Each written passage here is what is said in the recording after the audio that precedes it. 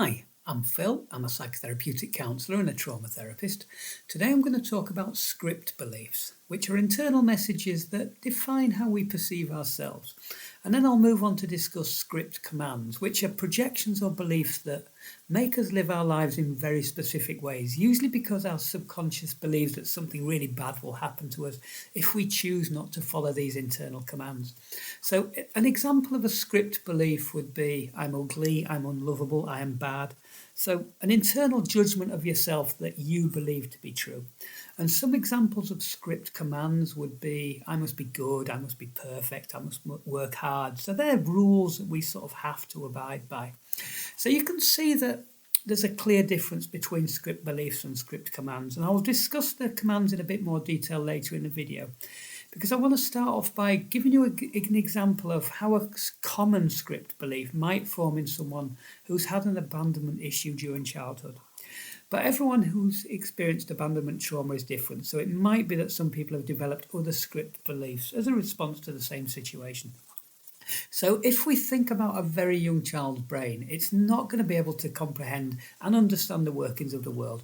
And it's certainly not going to know why their parents' psychological problems are causing them to treat them badly or be unavailable for them. So, instead of being able to rationalise why their parent isn't there to take care of them and to manage the terror that they're feeling as a result of that situation, the child might start to develop a rationale that converts their fear into shame as a coping strategy, which means that they start to believe that they are the cause of the problem, that they aren't being loved because they're not lovable. And this assumption, because it's repeatedly proven by whatever it is that's causing the parent to be absent or unavailable, becomes a fixed belief that consistently generates shame. So I am not lovable becomes their script. And it's a belief that runs through their consciousness like letters through a stick of rock. And I'll speak about how this generation of shame serves a very specific purpose in a moment. So if we have I am unlovable as a script message, then it's logical to think that after the initial traumatizing event, that we're going to be hyper vigilant around the thing that traumatized us into developing this script in the first place, which means that intimacy or any connection with others could have the capacity to trigger deep-rooted fears of further abandonment, which, if you think about it logically from a very young child's perspective, really relates to dying, to death by abandonment. And it's why abandonment fear is so terrifying in adults with these issues, because if you think about it reasonably, adults should not be terrified of being abandoned because they can survive, they can find ways to cope with that. But a child's brain knows it can't. And this is because very young children, they need contact with adults to survive. And subconsciously, their developing brains know this. It's one of the main reasons why they cry and demand attention so much. You know, it's not always because they want a hug or they just want to see their mum. They actually need reassurance that someone is there to keep them alive. So this means that for very young children, anything that can be perceived as abandoning has the potential to activate these sort of pre-programmed expectations of death within them.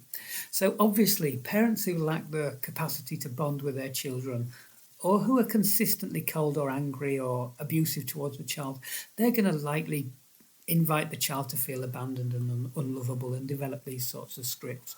But abandonment trauma doesn't just have to come about as a result of extreme neglect or actual abandonment, because if your parents were ill and unable to meet your needs, or if there was a lot of competition from other siblings for attention in the house, or if they just went back to work before you developed a sense of security in the world, then that might be enough to invite a child to believe that they were being abandoned.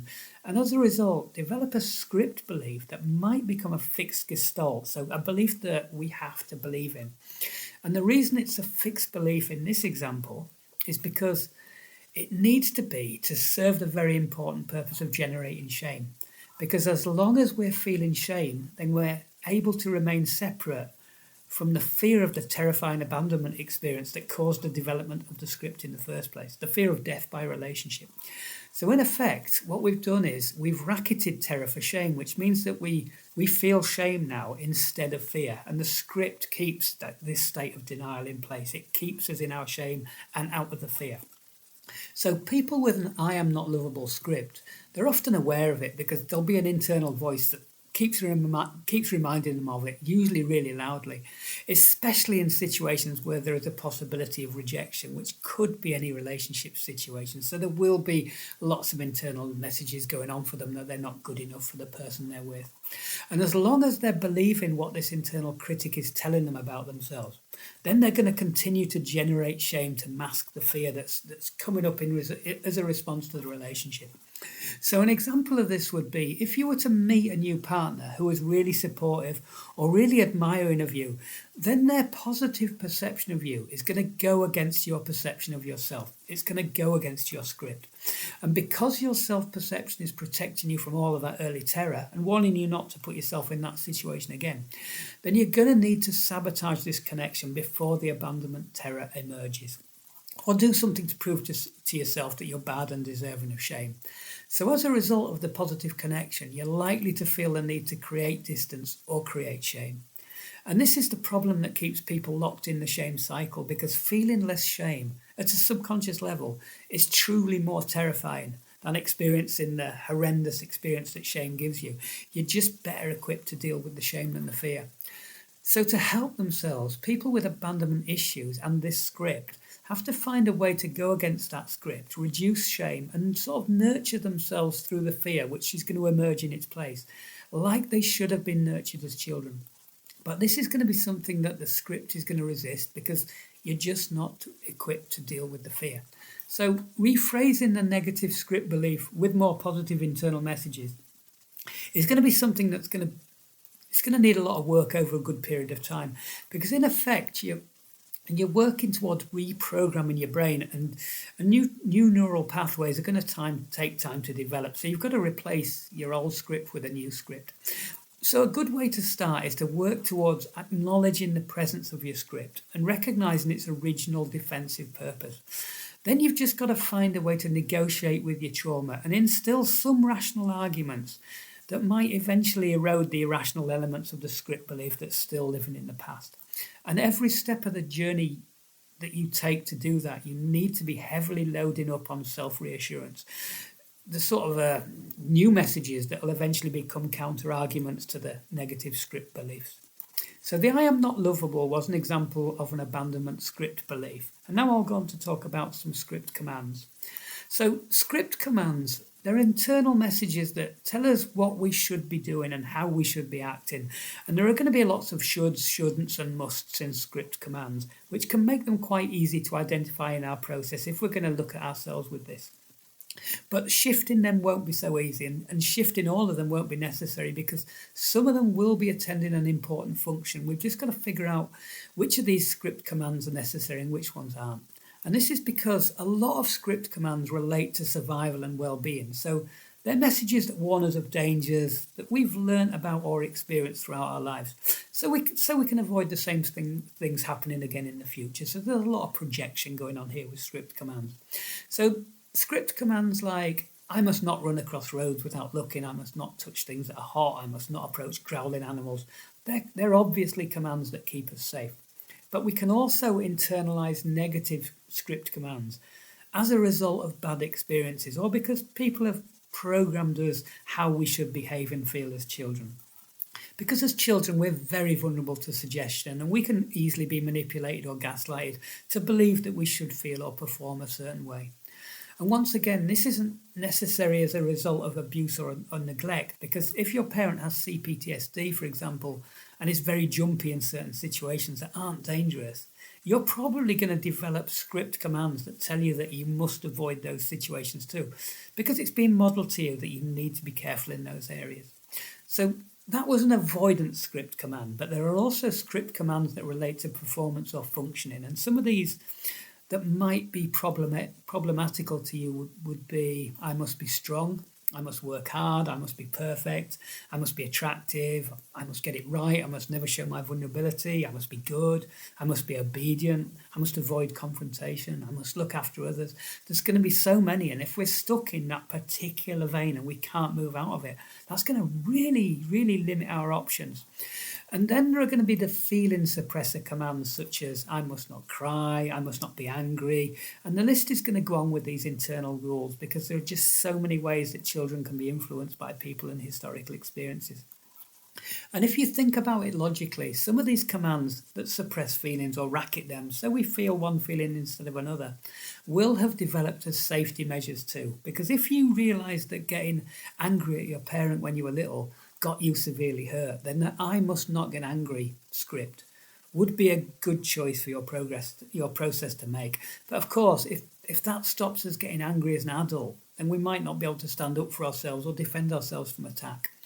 And people who have a I must look after others script command, they might have developed that because as children they believed that if they didn't look after their parents or their siblings, that something really bad would happen to them or that they themselves would die. So they'll prioritise the needs of others over their own. The script will have them doing that. And if they don't feel that they've done a good enough job of looking after others, then the script belief of I am bad or I am selfish will usually start to activate to invite this person to look after others better. And then you come to another script, which would be I must be perfect. Because that you're going to have problems with that because it doesn't matter how perfect you are today, that's going to need to be approved on tomorrow because the I must be perfect script is still going to be running even if you've got everything perfectly right today. So you're not going to feel like you're still perfect tomorrow, and you might even need an audience to reflect that you're perfect, and that's going to put a lot of pressure on the people around you to stay, and make a lot of work for you to maintain the perfection. So if you think of all of those I must statements, you can probably work out how they're going to negatively influence your life in some way, because they're going to limit your choices and also influence how you interact with others. So a good way to understand how your script messages or commands might be influencing you to feel and behave is to become very reflective and analytical of your impulses and any phobias that invite an avoidance of something. Really get an insight into how your brain is reacting to situations, because these scripts are unconscious, of course. So they're telling you to do the thing. You already do the thing. It's already driving the behavior that you're doing. So if you can stop the behavior just for a moment and think what script is driving this, because if you can get good at connecting the script message or the command to its original purpose, then you might be able to work towards challenging some of the messages in your scripts over time.